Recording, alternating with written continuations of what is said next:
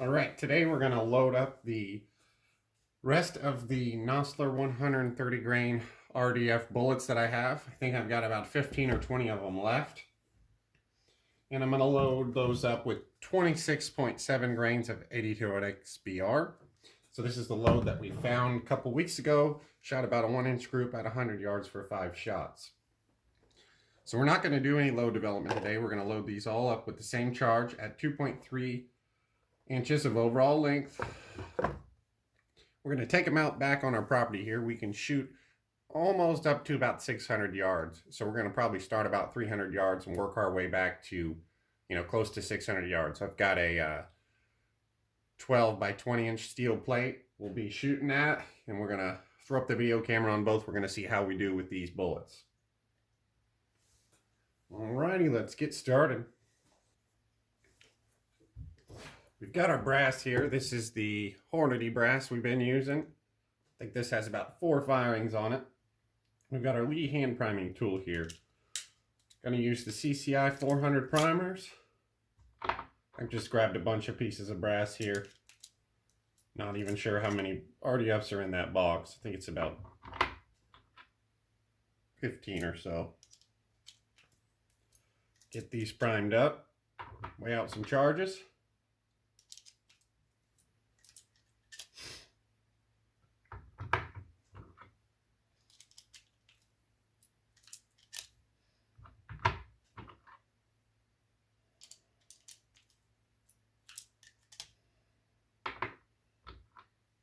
So this priming tool I've been using for a little while now.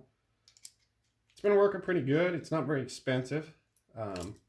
It does kind of flip a primer every once in a while. It's kind of like that. So you do kind of look at it each time before you prime, so you don't put one in sideways.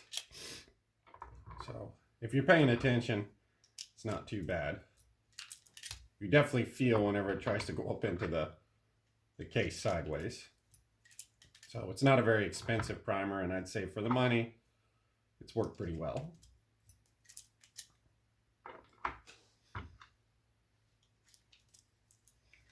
As you can see here, out of about 20 of them, or about 12 of them so far, we kind of flipped one of them. So sometimes it's more than that, sometimes it's less. Just kind of should check each time before you throw one up in there, just in case.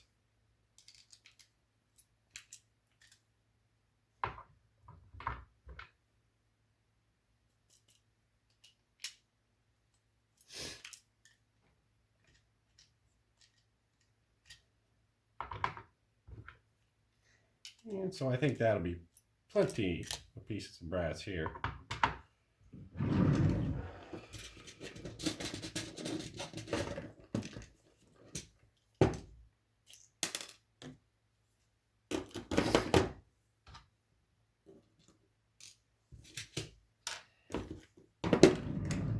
All right, let's get the scale warming up here.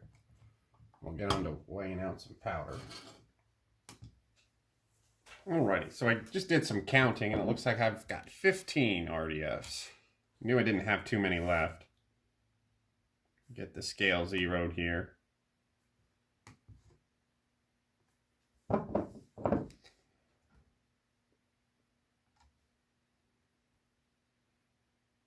So usually this pan weighs about 26.06.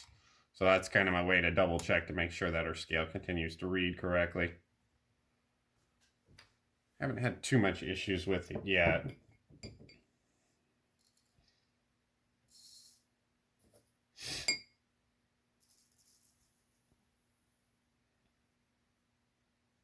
So I have a trickler, but it seems like to me when you're loading a small amount like this, 15 charges, it's kind of just easier to just use this little scoop. Right, 26.70.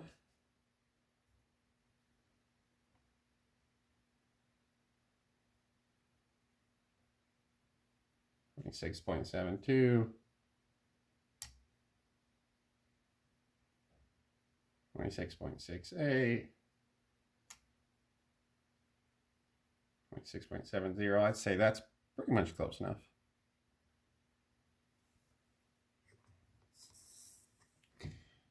Check to make sure we held our 0. Yeah. So this isn't the best scale in the world. It's not a very expensive scale. If you guys just watched Johnny's Reloading Bench did a review of a bunch of scales. Been looking at trying a different one out, because sometimes I feel like this one maybe is only reading, getting our charges, within kind of maybe like that 0.1 grain. Not sure if maybe we could get a little bit better accuracy, especially at longer ranges with a little bit better scale.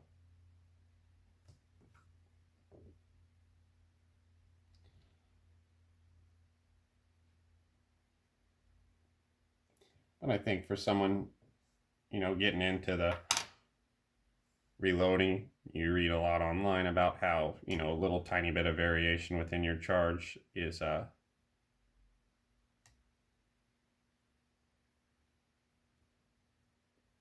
small, see, 26.70, but the little variations in your charge is kind of not as important as some other things. So I don't know, depends on your opinion on it, I guess. Our standard deviations with this load were pretty good, so that would lead you to believe the consistency of the powder charges was there. So alrighty, I'll see you over at bullet seating.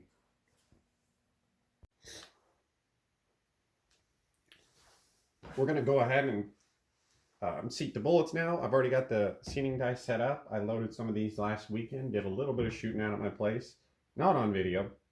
I checked all the charges to make sure they were even under my light. So we're just going to go ahead and get these bullets set. We're not going to crimp these today.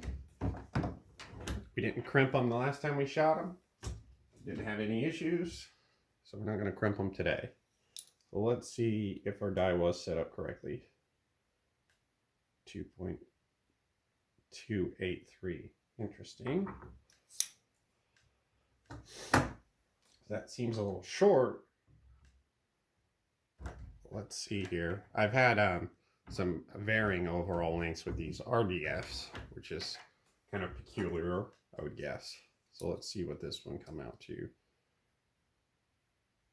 2.283. Interesting. Well, guess that's maybe what we're going to shoot. Don't know why that's happening.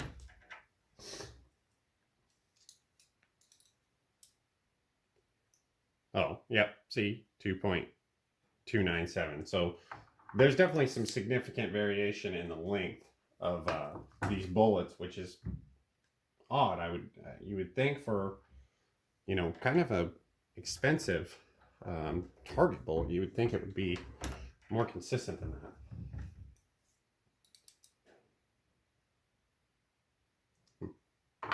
Interesting. Well, yes, it is what it is. Nothing we can do about it now. So in the past, I've weighed some of these bullets as well, trying to kind of sort them out early on when we were having some accuracy issues.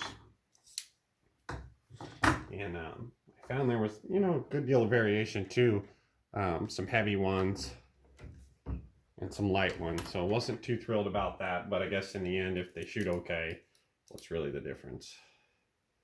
Yeah, because there we're looking at another one of them that's 2.3 inches. So we're kind of limited by that because that's kind of what we can put in our magazine. So we can't go any longer to get those short ones out to the same length. We need to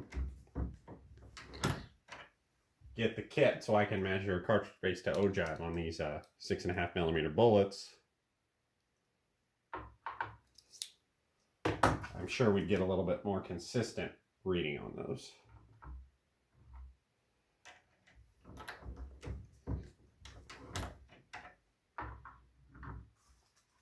So we're going to go ahead and load up 15. It's going to be all of the RDFs that I have. I hope to pick up some more in the future. Try out in 6.5 Creedmoor, which will be coming to the channel shortly, I think. Oh, oops, never done that before.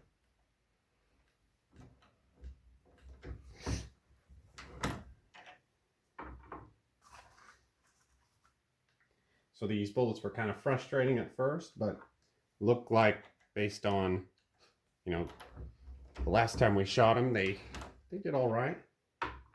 They definitely are ballistically superior to almost anything you could shoot. So we don't have 1,000-yard range here at the house, but we could get out, you know, 500, 550 yards. I think that'll be a good test for these in a 6.5 Grendel. Looks like it's going to be a nice calm day to shoot today. A little bit cold. A little bit snowy on the ground. That shouldn't stop us. Alrighty, we're going to get the last one seated here. And that's going to be it for this portion of the video.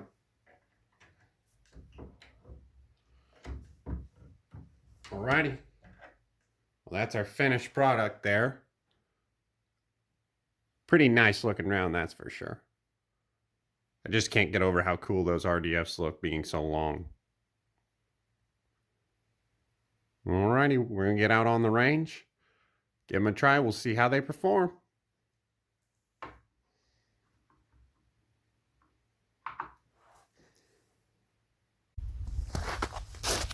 We're going to give this a try at 445 yards.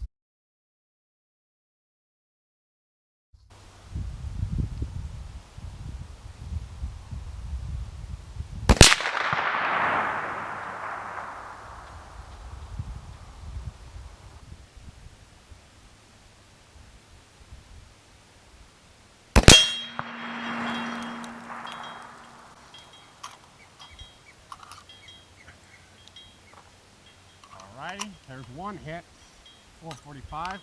I was holding off for the wind because it feels like there's 7 or 8 mile an hour wind today. But that one I just held dead center. I guess the wind is negligible. Let's see what she'll group here.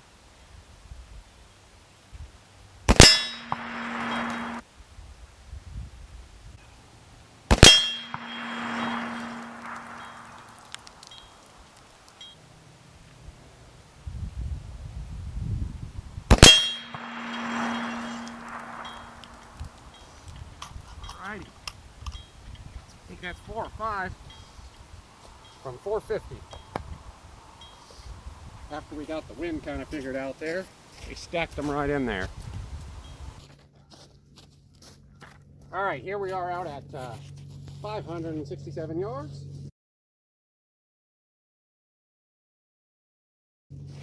This is about as far as I can shoot on my property right now.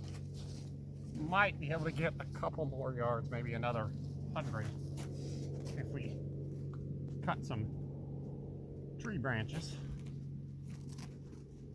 But this will have to do for today. Okay, throw some rounds in here. We've dialed up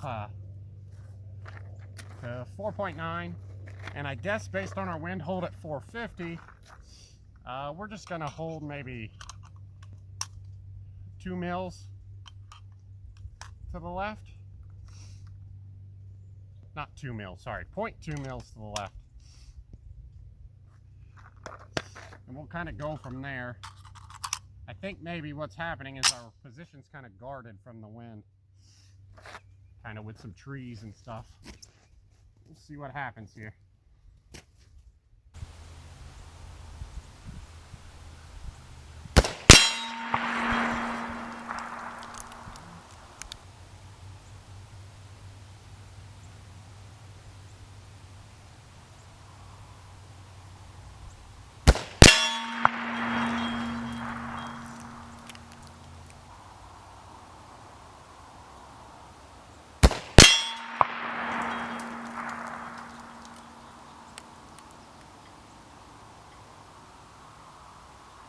Kind of holding that left edge there.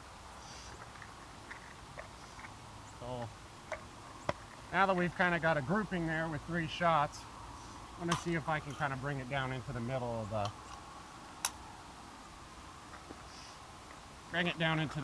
the target here with these next 3.